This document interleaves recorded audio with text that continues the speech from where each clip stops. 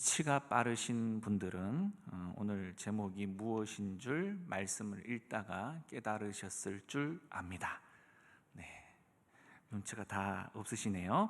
자, 제가 1절 말씀을 읽을 때 잠깐 쉬었었죠. 눈을 들어 라는 제목으로 오늘 말씀을 함께 잠시 나누어 보려고 합니다. 모 병원에서 새로운 항암 치료법이 개발되어져서 임상 실험을 할 수 있는 대상자를 공개 모집하겠다, 이렇게 공고가 났습니다.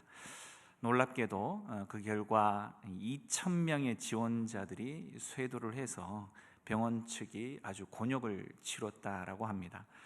그들은 모두가 말기 암 환자들로서 시한부 인생의 벼랑 끝에 서 있는 사람들이었습니다.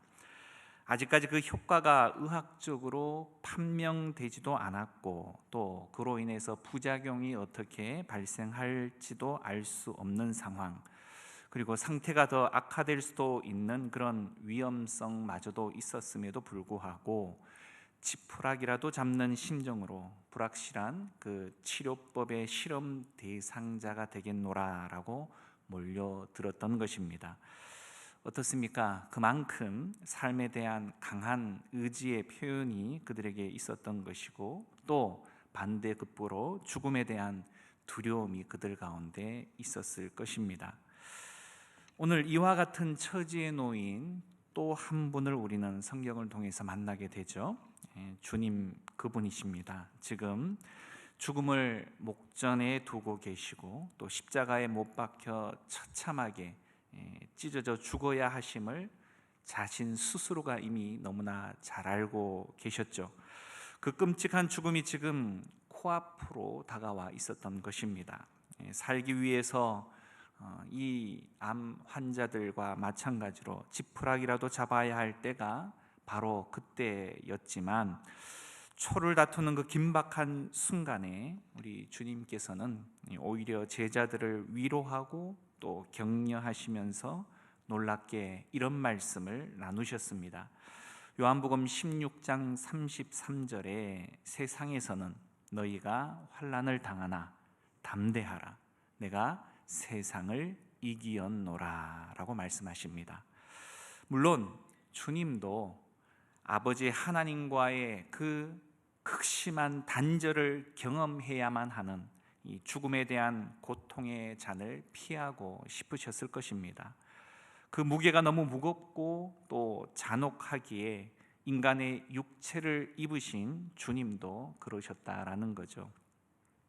어찌 보면 주님은 십자가에 못이 박히고 옆구리에 창이 찔려지고 피를 다 토해내어야만 하는 그 육신의 질고가 그에게 있어서 고통이나 괴로움이었다기보다는, 말씀드렸던 것처럼 그 죽음이라고 말하는 그 순간 하나님의 자신의 아버지 되시는 하나님 아버지와의 극심한 단절 자체가 너무나 고통스러우셨던 것입니다. 그러나 주님은 자신의 안위보다 하나님의 뜻을 쫓기를 선택하셨다라는 사실, 우리는 너무나 잘 알고 있는 바이죠. 주님의 말씀에서 세상을 이겼다라고 하심은 모든 인간을 패배자로 전락시키는 죄와 그리고 죽음으로부터의 승리를 말하는 것, 우리가 너무나 다 잘 아시는 바입니다. 중요한 것은 주님께서 내가 이제 세상을 이길 것이다 라는 미래형으로 말씀하시지 않으시고, 내가 이미 세상을 이겼다 라는 완료형으로 말씀하셨다는 것입니다. 주님께서는 당신을 송두리째 삼키려는 이 처참한 죽음이 코앞에 다가왔음에도 바로 그 죽음의 공포에 잠식당하지 않으셨습니다. 죽음을 결코 그렇다 해서 만만히 볼 일은 아닌 것 다 잘 아시죠?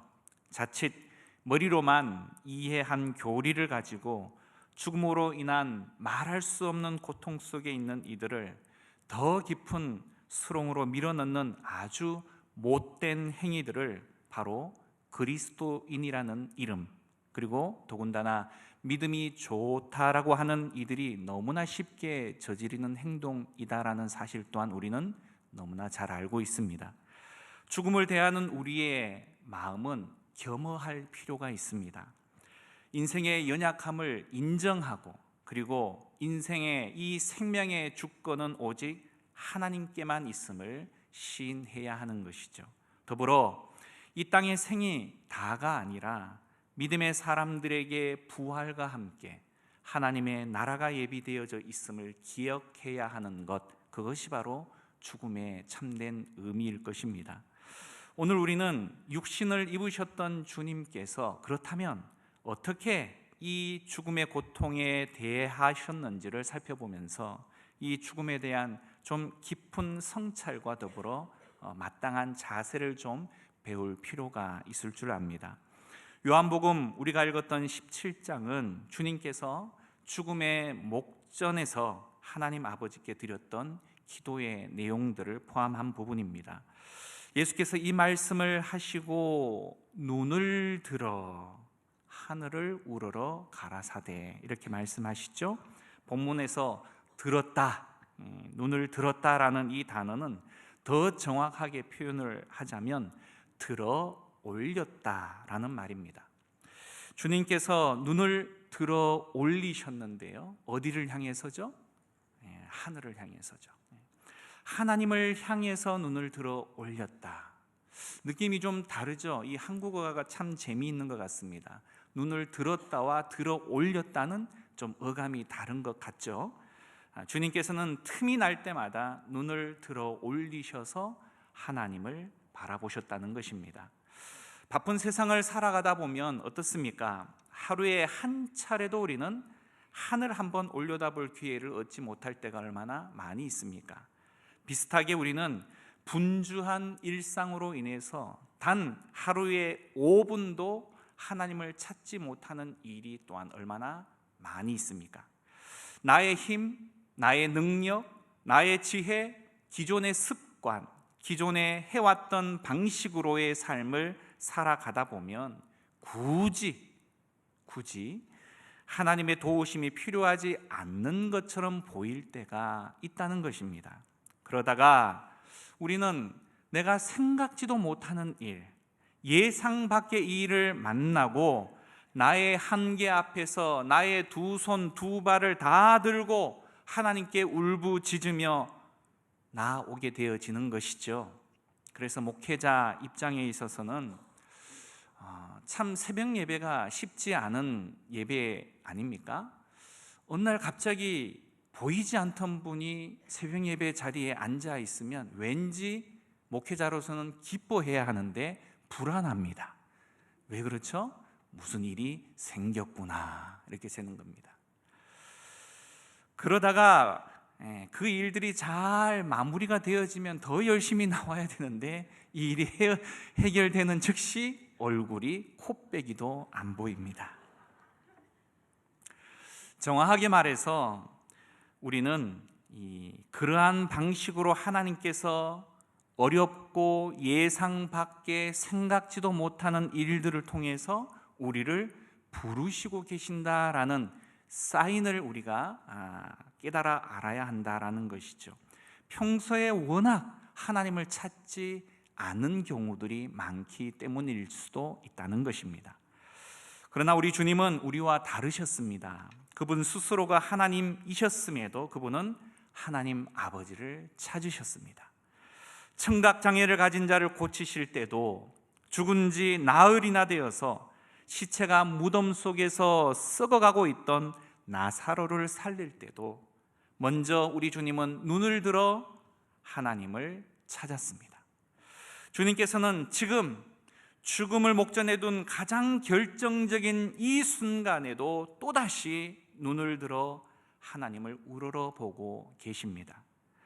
이것이 우리가 흔히 말하는 신앙이라고 말하는 것입니다.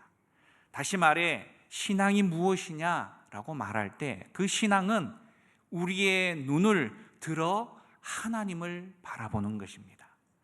하나님을 구하는 것이고 그분의 뜻과 그분의 지혜와 그분의 힘과 그분의 능력을 있는 것, 그것이 바로 신앙이라는 것입니다.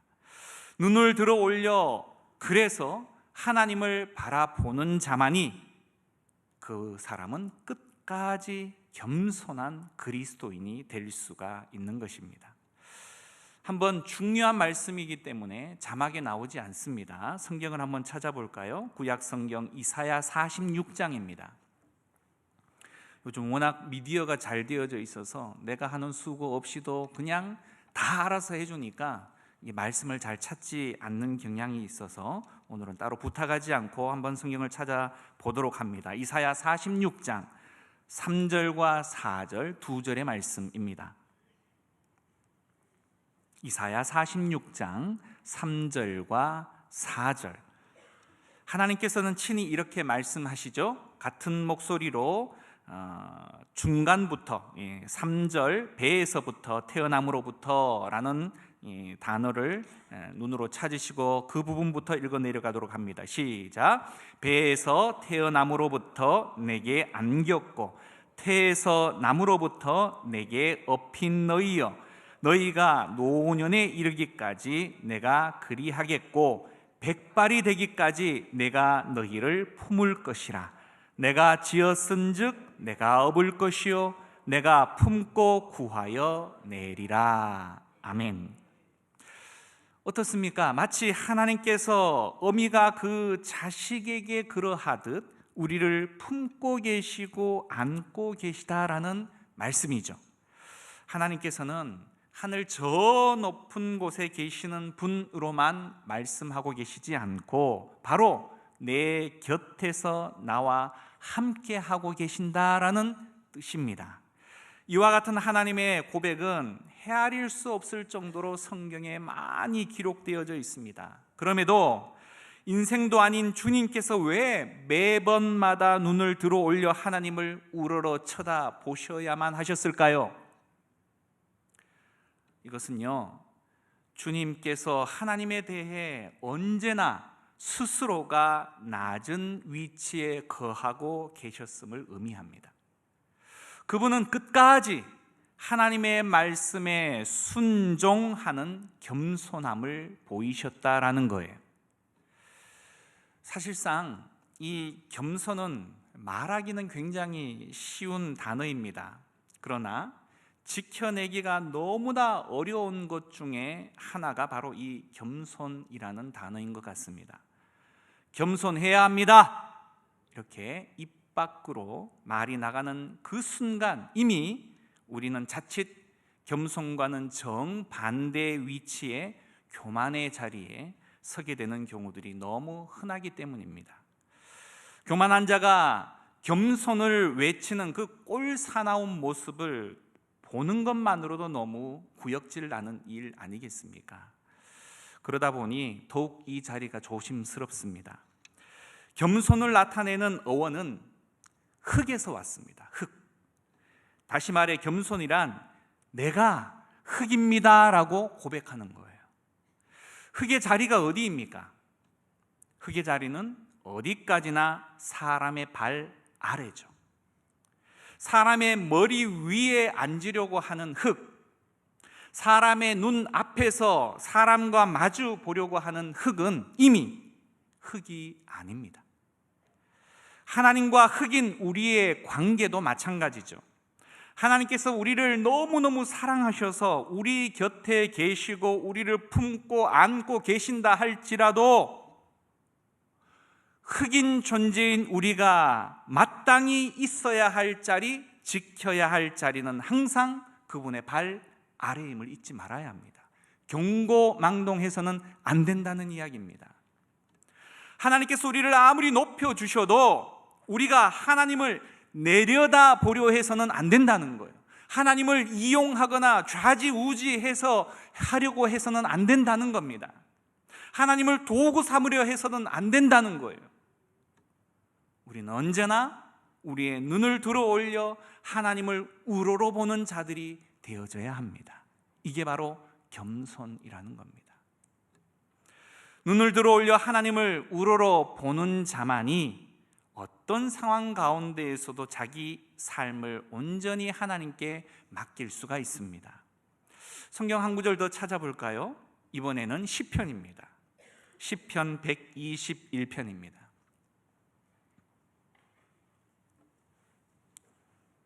시편 121편.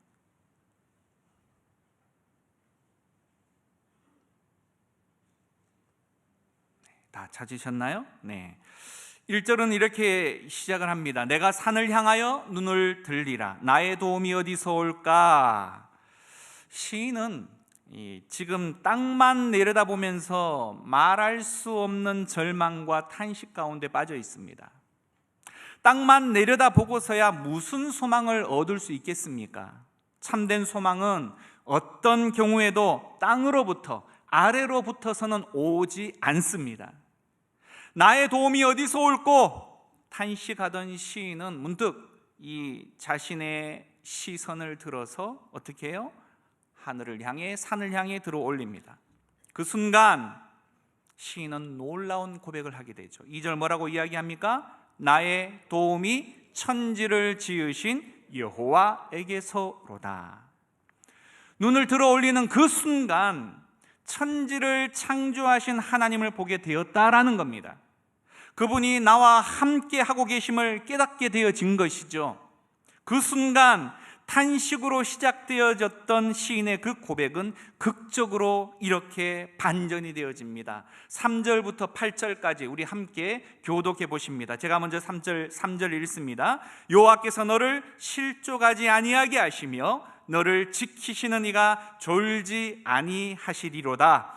이스라엘을 지키시는 이는 졸지도 아니하시고 주무시지도 아니하시리로다.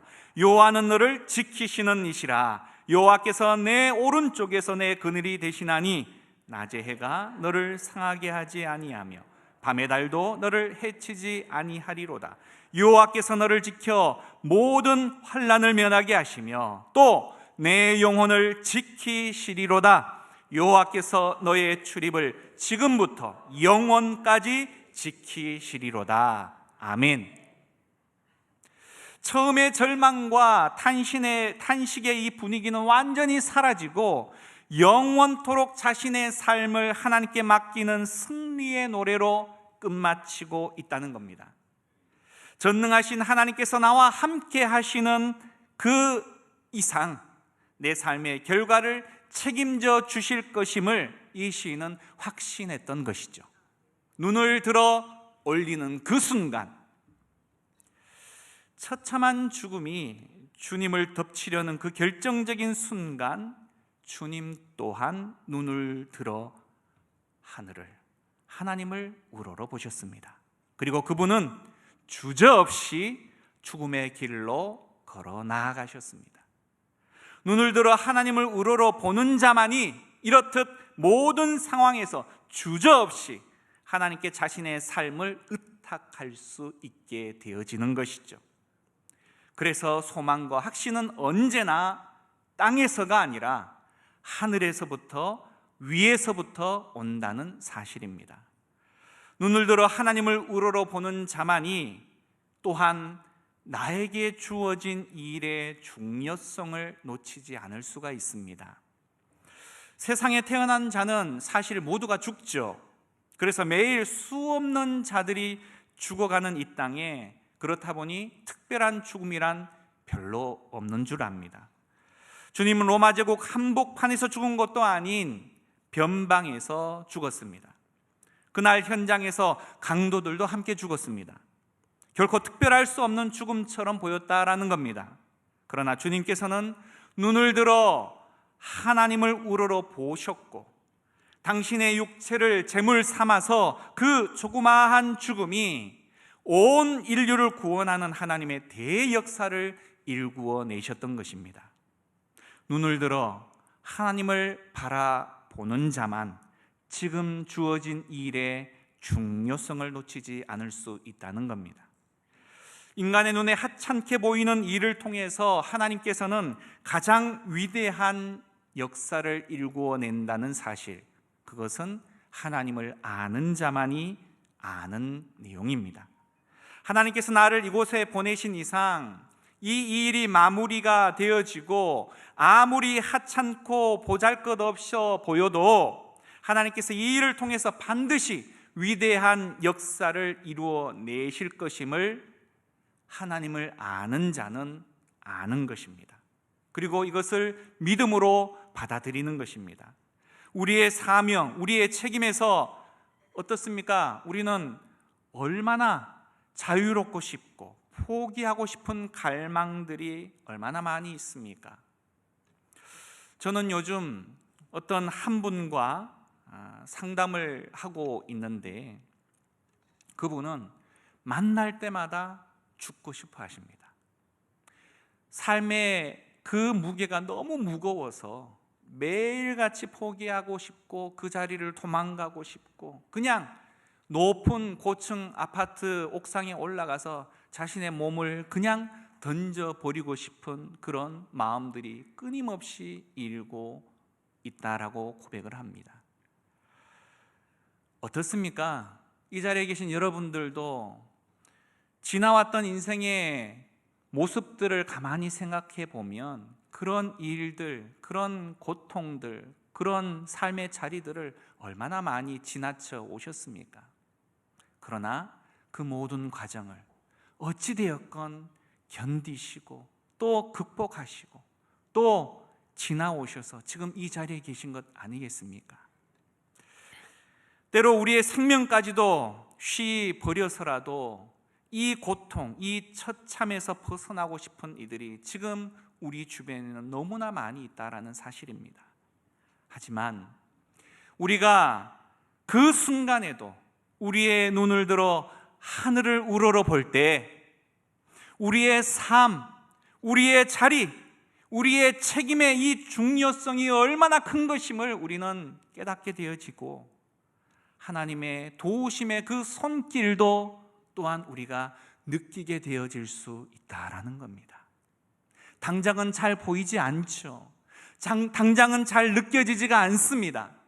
그러나 그러한 자이기에 하나님께서는 사람을 통해서 환경을 통해서 하나님의 사랑의 손길을 내미시지 않습니까? 그 손길들을 다 부여잡고 이 자리에 앉아 계신 여러분들이시지 않습니까? 내 힘으로 다 이겨내었노라라고 말하시는 분이 누가 있으십니까? 지금 우리가 살고 있는 이 세상은 천국이 아닙니다. 결코 믿음을 가지고 지켜나가는 데 있어서 호락호락하지 않다는 겁니다. 때로 자다가도 우리의 심장이 벌렁벌렁할 때가 있는 것이 바로 우리의 이 현실적인 삶의 모습이지 않습니까? 좌로 보아도 우로 보아도 앞을 보아도 뒤를 보아도 사방이 꽉 막혀서 숨조차 쉴 수 없을 것만 같은 그런 답답함 가운데에 있지는 않습니까? 그리고 수많은 이들은 그 순간에 자신의 생명을 던져버리고 싶어하는 마음까지도 먹습니다. 이것이 바로 사망이라고 말하는 위협이고 우리를 둘러싼 그런 고통입니다. 그렇다면 지금이 바로 하늘을 우러러 볼 때입니다. 지금이 바로 하나님을 찾을 때입니다. 지금이 바로 하나님의 그 능력을, 그 도우심을 구할 때라는 겁니다. 유일한 소망은 이 세상에 내가 무엇인가 해결할 수 있는 능력을 입는 것이 아니라 우리가 하나님을 바라볼 수 있다라는 이 사실입니다. 그분께 매달릴 때 기적을 우리는 체험할 수가 있다는 겁니다. 나의 수단, 나의 방법을 다 내려놓고 그분의 일하심을 경험하실 수 있도록 우리는 이 아침에도 하늘을 우러러 하나님을 찾아야만 합니다. 우리만 그렇습니까? 우리의 가정, 우리의 자녀들이 그렇지 않습니까?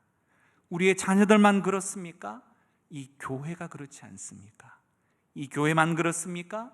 내가 속한 모든 공동체가 무엇 하나 내 힘으로 되어지는 것이 무엇이 있습니까?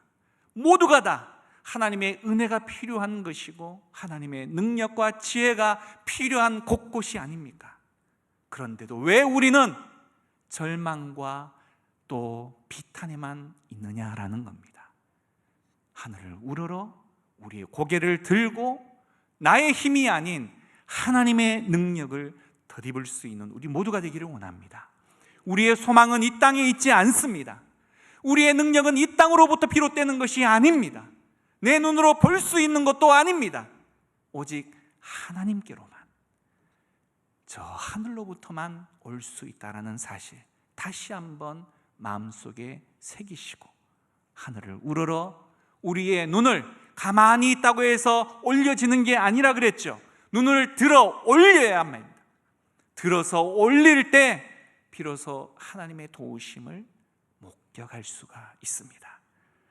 오늘 저의 설교는 복잡하거나 심오하거나 특별한 것이 전혀 없습니다.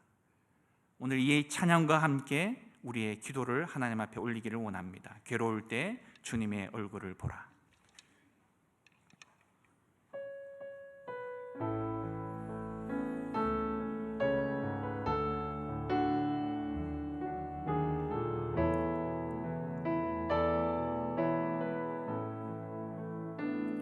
괴로울 때 주님의 얼굴 보라.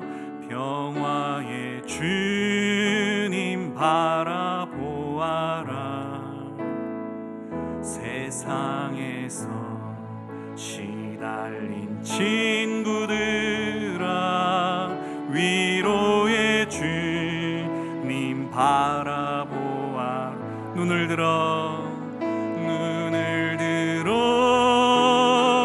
주를 보라.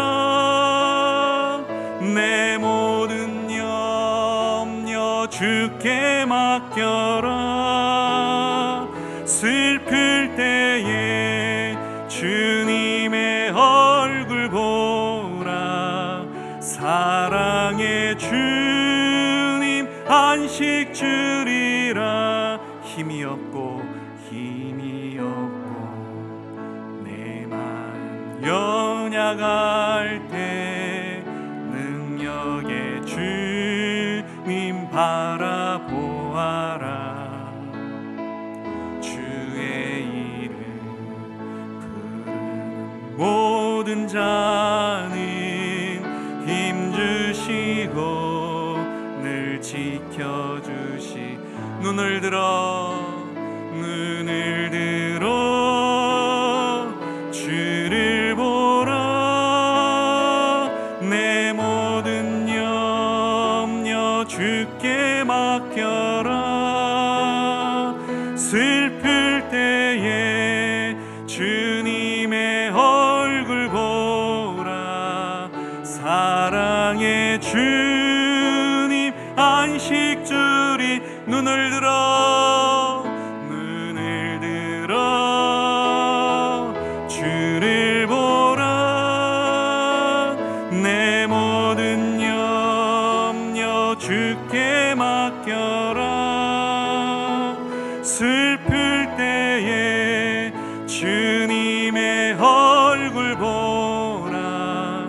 사랑의 주님 안식 주리라. 시간 함께 잠시 기도하기를 원합니다. 사망을 경험하고 있는 분들이 가운데 혹여나 있지는 않습니까? 좌우를 둘러보아도 앞뒤를 살펴보아도 어느 곳 하나 숨통이 틔어져 있는 곳이 단 한 군데도 없는 답답한 가운데 있지는 않습니까? 내가 어찌할꼬 비탄과 이런 절망 가운데 빠져 있지는 않습니까? 하나님을 바랍니다. 하나님을 갈망합니다. 이 땅을 향하여 눈을 들어 올려 하나님을 바라보게 하여 주옵소서. 내가 예상치 못하고 내가 기대치 못하는 그 기적을 하나님 허락하여 주옵소서. 이 시간 우리 하나님의 이름을 부르고 한번 우리의 절망을, 우리의 고통을, 우리의 비탄을 하나님 앞에 쏟아놓는 이 시간 되기를 원합니다. 기도하겠습니다. 주여, 우리 주는 위대한 능력이 많으시도다. 그의 지혜 무궁하며 인자는 영원